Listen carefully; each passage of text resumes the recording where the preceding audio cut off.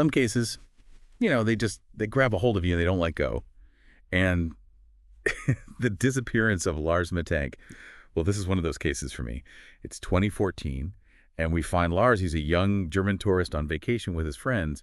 And what starts as like a fun, carefree trip takes this dark and strange turn. And, I think a big reason you're here listening is the same reason I wanted to do this deep dive. And it's to try and understand how someone just vanishes. Yeah, it's a question that's haunted, I think, a lot of people. And what we have to work with in Lars's case is both, well, intriguing and incredibly frustrating. We've got witness accounts, we have security footage, there are medical records, but when you actually try to piece it all together, it's like trying to solve one of those puzzles where like half the pieces are missing. Yeah, like trying to put together a puzzle with no picture to even guide you. Exactly. And it makes it that much harder to figure out what image we're even looking at. You know what I mean? Absolutely. So, okay, let's lay some groundwork here for people who might be unfamiliar with Lars's story. Lars is 28 years old, from Germany. No history of any mental health issues, by all accounts, just a regular guy. He's on vacation with his friends in Golden Sands, Bulgaria. Think of it like like a lively beach town, kind of a party atmosphere. Yeah, Golden Sands has a reputation. It's been called like the Ibiza of the Black Sea. Okay, yes. Yeah. So you get it. Lots of young people looking for a good time. But somewhere along the way, Lars' trip, it takes this turn that, honestly, no one could have predicted. And it seems to start, or at least the first domino falls, with this altercation Lars has with some Bayern Munich fans. Now, this detail seems small, but it's actually important later on. Lars was a Werder Bremen supporter. Okay, so a little rivalry there. Oh, yeah, in the football world, that's a big deal. And it seems like some, lighthearted banter about their teams that kind of escalated, maybe fueled by the vacation vibes, who knows? But things got a little out of hand. You've got to wonder, right, like, in a different setting, would this have just been, like, a forgettable night? Maybe a funny story to tell later. Oh, remember that time in Bulgaria? But in Lars's case, this little altercation, it seems to be this catalyst for everything that comes crashing down later. It's like that moment in a movie, where everything seems fine, and then, boom, that one little thing happens, and it sets off this whole chain of events. And they're like, no, don't go in there. Yeah. But they always do. Exactly. So, okay, back to Lars. He ends up leaving his friends, says he doesn't want dinner, and then he just vanishes for hours.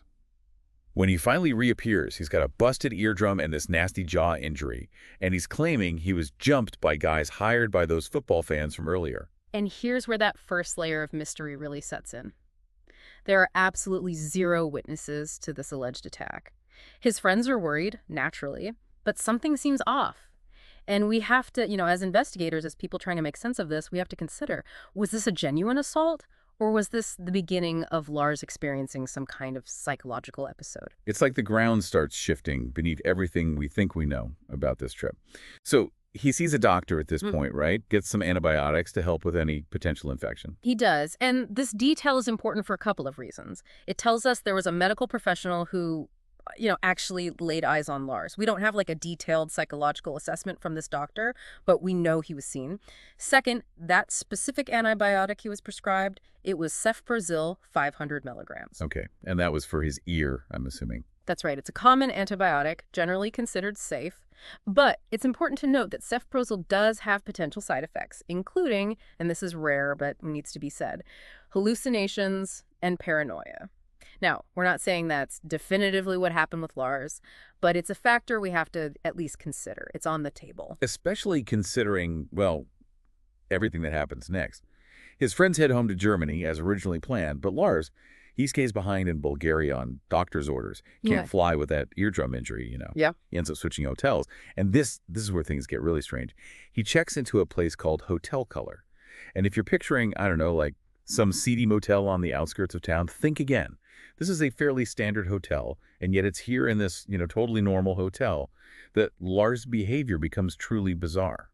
And thankfully for our understanding of the events, thankfully this hotel has security footage. And it's easy to understand why people would cling to those, right? Yeah. The idea that Lars might still be out there somewhere, that he might have somehow survived this whole thing, is powerful stuff. It really is. I mean, look, there were even reported sightings of Lars in Varna, the city where he disappeared, months after he vanished. And there was even one, and this one is really out there, but there was a supposed sighting of Lars in Brazil years later, though how he would have gotten there, especially without his passport or any money, it remains a mystery. It's like these stories, they emerge from this sliver of hope, right? Yeah. That refusal to believe someone is truly gone until there's like absolute proof. But I imagine it's also incredibly painful for the loved ones, for the family, to chase those threads of hope only to have them lead nowhere. Absolutely. And it speaks to something, I think, about the incredible resilience of the human spirit, but also to like this deep yearning for answers, for closure. In Lars' case, the most consistent voice, I think, keeping his story alive, keeping that hope burning, has been his mother, Sandra. You said earlier we'd circle back to Sandra, and I think this is the time. What more can you tell us about her efforts to find her son? You know, Sandra Mittank, to me, she embodies that unwavering parental love, that fierce determination to never give up hope. Since the day Lars disappeared, she has been relentless in her pursuit of the truth, basically dedicating her life to finding him. That's got to be an incredibly heavy burden to carry, that constant not knowing. It is, and yet she persists. Sandra has worked tirelessly to keep Lars' case in the public eye, appearing on television shows, in documentaries, and in like countless online forums dedicated to missing persons. She's hired private investigators, chased down every lead, and explored like every possible avenue. It's both heartbreaking and inspiring at the same time. Yeah. You know what I mean? To have that level of strength and dedication in the face of such a devastating loss. It's remarkable. It really is. And her story, I think, it's a poignant reminder that behind every missing person case, there are real people, families, who are left to grapple with the unimaginable. And in Lars' case, we're left with this haunting image. A young man, clearly terrified, running through an airport, leaping a fence, and disappearing into a field of sunflowers. It feels symbolic somehow. It does, doesn't it? Almost like he stepped into another world, leaving behind this trail of unanswered questions. The Lars Mittank case is a stark reminder that sometimes, even with all the technology and resources at our disposal, some mysteries, they just endure. So where do we go from here? The investigation is still open, right? It is. But after all this time, the chances of finding Lars, they dwindle with each passing year. It's those cold cases, the ones that linger on the edges of our collective consciousness, that often leave us with more questions than answers. And in some ways, it feels like that's what keeps us coming back to these stories, right? Searching for those missing pieces, trying to make sense of the senseless. Absolutely. There's a certain fascination with the unknown, with those unsolved puzzles that speak to the deepest mysteries of human existence. Well, you've definitely given us a lot to think about today. The disappearance of Lars Mittank, a case riddled with these strange turns, dead ends, and of course, unanswered questions. What stands out most to you about this case? Is there anything you would have done differently if you were the one leading the investigation? It's a good question. For me, it's the psychological aspect of it all, that descent into such intense paranoia and fear. That's what I find both fascinating and deeply unsettling, because it makes you question the very nature of reality and how fragile our perception of it can be. It really does. And on that note, we come to the end of our deep dive into the disappearance of Lars Mittank. We've explored the timeline, the evidence, and the theories, but ultimately, we're left with the same question that has haunted this case for over a decade. What happened to Lars Mittank? It's a question that continues to resonate, a reminder that sometimes the most unsettling mysteries are those that remain unsolved. Thanks for joining us on this journey into the unknown.